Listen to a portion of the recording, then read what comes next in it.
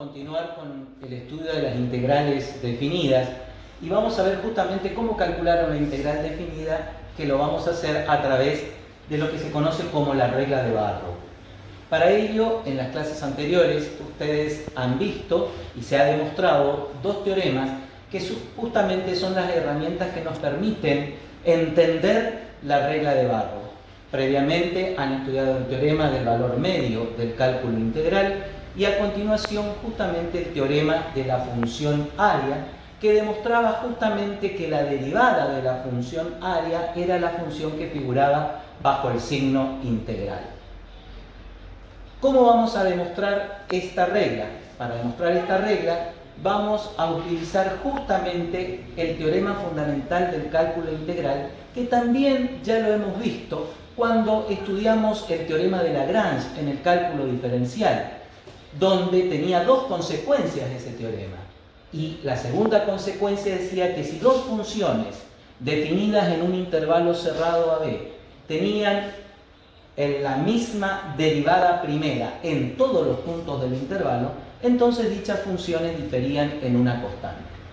Esta consecuencia es justamente la que vamos a utilizar para demostrar esta regla denominada regla de Barrow y que nos va a permitir calcular una integral definida.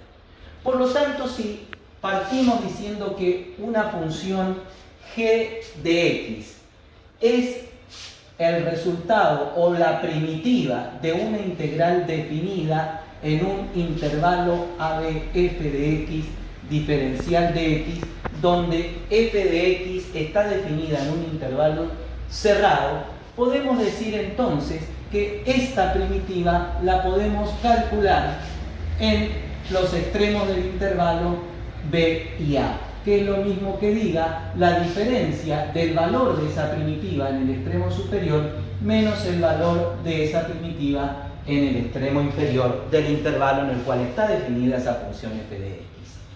Pero ¿cómo demostramos esto que acabamos de decir? Aplicando justamente lo que les decía, esa segunda consecuencia del teorema de Lagrange o teorema fundamental del cálculo integral.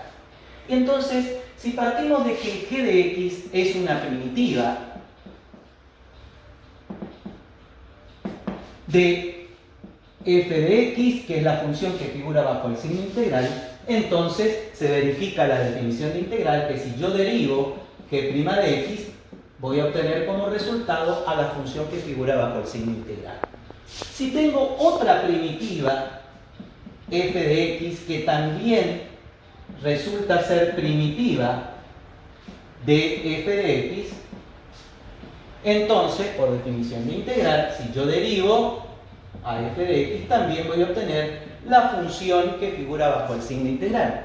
Por lo tanto, por aplicación del teorema fundamental del cálculo integral, si dos funciones tienen la misma derivada en todos los puntos del intervalo en el cual estoy trabajando, entonces dichas funciones difieren en una constante.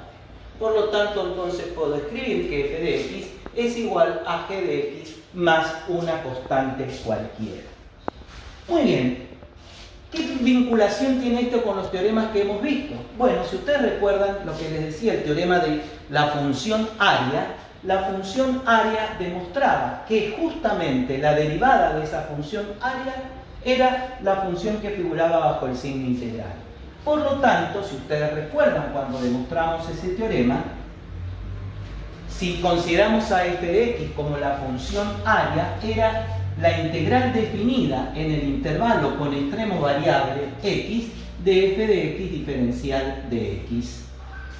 Muy bien, si ahora calculamos esta función área en los extremos del intervalo, es decir, primero particularizamos a esa variable en el extremo inferior del intervalo dado, podemos decir entonces que f en el extremo a va a ser igual a la integral desde a hasta a de f de x diferencial de x.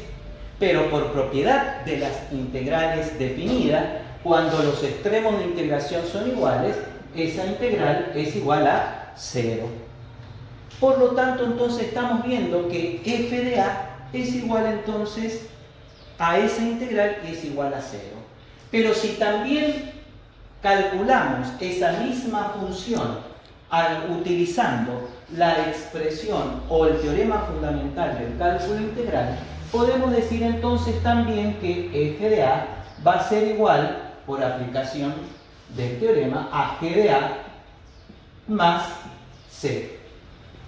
Pero hemos visto que f de a por propiedades integrales definidas es igual a 0. Por lo tanto, entonces, esto también es igual a 0, porque si en una igualdad los extremos inferiores o izquierdos son iguales, los extremos superiores tienen que ser iguales. Por lo tanto, como conclusión, podemos decir entonces, si aquí hacemos pasaje de término, de que g de a es igual a menos c. Muy bien, hemos hecho entonces el cálculo de esa función f particularizando x en el extremo inferior del intervalo. Vamos ahora a hacer lo mismo, pero particularizando x en el extremo superior del intervalo, es decir, en b. Por lo tanto, entonces, nos va a quedar que f de b va a ser igual a la integral desde a hasta b de f de x diferencial de x. Pero también, aplicando el teorema, nos va a quedar que f de b es igual a g de b más c. Muy bien, nuevamente tenemos dos expresiones donde los extremos inferiores o izquierdos de la igualdad son iguales, por lo tanto estas dos expresiones son iguales. Por lo tanto, podemos decir entonces que la integral definida desde a hasta b de f de x diferencial de x es igual entonces a g de b más c.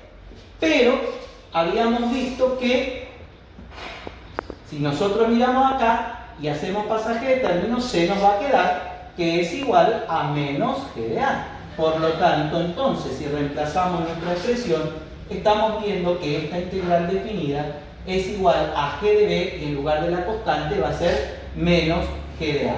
Pero esto no es otra cosa, de acuerdo a lo que hemos partido inicialmente, que esta diferencia no es otra cosa que la función primitiva gx particularizada o calculada en el extremo superior menos el valor de esa primitiva en el extremo inferior.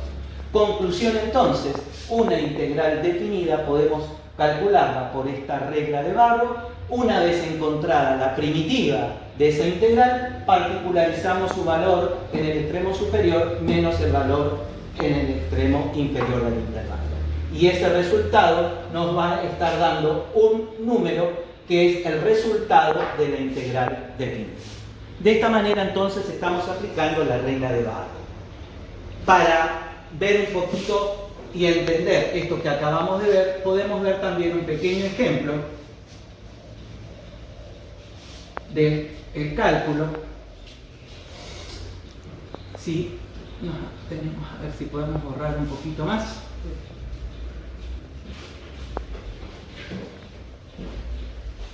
Bien, supónganse que tenemos, vamos a borrar para que se pueda ver bien.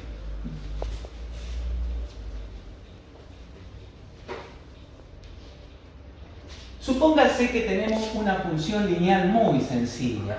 Supónganse que tenemos la función lineal x más 2 y queremos calcular justamente el área encerrada por esta curva entre los puntos de abscisas x igual a 1 y x igual a 3. Entonces, lo primero que vamos a hacer es representar gráficamente esa función y vamos entonces a calcular el área encerrada por esa curva. Y no me estoy equivocando cuando digo curva, porque se preguntarán qué es una función lineal y cómo le llama curva. En matemática, en la geometría analítica, todas las funciones representan a curvas en el plano cuando estamos trabajando en un espacio bidimensional, donde las rectas reciben el... Entonces, la ordenada de origen es 2, si le damos 1 ya nos va a dar 3, y entonces ya por 2 puntos ya puedo trazar mi recta. Entonces 1 me da 3 y repito, si le doy 3 ya me va a dar 5.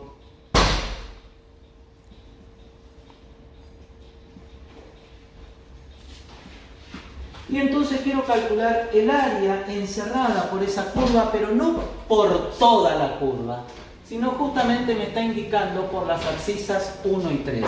Por lo tanto, el área que voy a calcular va a ser exactamente el área de este trapecio, que está encerrado por la curva y por las abscisas que nos dan, y quiero calcular entonces el área de ese trapecio. Por lo tanto, entonces el área va a estar dada por la integral entre 1 y 3 de nuestra función, que es x más 2, diferencial de x. Muy bien, lo primero que teníamos que hacer para aplicar la regla de Barrow dice encontrar la primitiva de esta función. Por lo tanto, si nosotros aplicamos y resolvemos esta integral, no vamos a aplicar porque eso ya es conocido, nos va a quedar x cuadrado sobre 2 más 2x. Y una vez que tenía la primitiva, tengo que calcular o particularizar ese valor de la primitiva en los extremos superior e inferior del intervalo, que en este caso es 3 y 1. Por lo tanto, entonces, esto nos va a quedar 9 medios más 6 menos 1 medio más 2.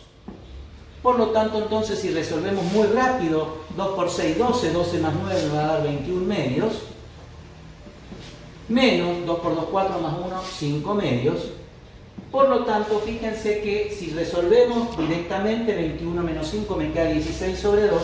Por lo tanto, me está indicando que el área encerrada por esa curva y esos extremos de integración es igual a 8 unidades de área. Aplicamos, ¿qué cosa? La regla de Barrow. Pero ¿por qué tomé en particular este ejemplo? Para también demostrarles que realmente la integral definida en un determinado intervalo de integración me está dando el cálculo de un área. Fíjense que les dije que era el área de este trapecio. Y podemos entonces, de acuerdo a lo que ustedes estudiaron en la educación primaria, cómo calcular el área de un trapecio. Y el área de un trapecio, independientemente del tipo de trapecio que fuere, se calculaba como base mayor más base menor, todo por la altura sobre 2. Vamos a resolver entonces con esta formulita geométrica el cálculo del área. Y si miramos cuál es la base mayor, acuérdense que las bases son los lados paralelos del trapecio, por lo tanto son los valores que corresponden a las ordenadas para las abscisas 1 y 3. Por lo tanto, la base mayor en este caso tiene 5 unidades, la base menor tiene 3 unidades. Todo esto está multiplicado por la altura. ¿Qué es la altura? Es justamente la mínima distancia entre las bases, es decir, aquel segmento de recta perpendicular a las bases. Por lo tanto, si nosotros miramos, el segmento perpendicular a las bases va a ser justamente la diferencia entre las abscisas. Por lo tanto, tengo 2 unidades. Todo sobre 2. Si esto simplificamos, nos queda 5 más 3, 8. Por lo tanto, hemos demostrado que realmente la integral definida me está dando el área encerrada por una curva, las abscisas correspondientes a los extremos de integración y el eje justamente de las X. Muy bien, vamos a continuar en la próxima clase.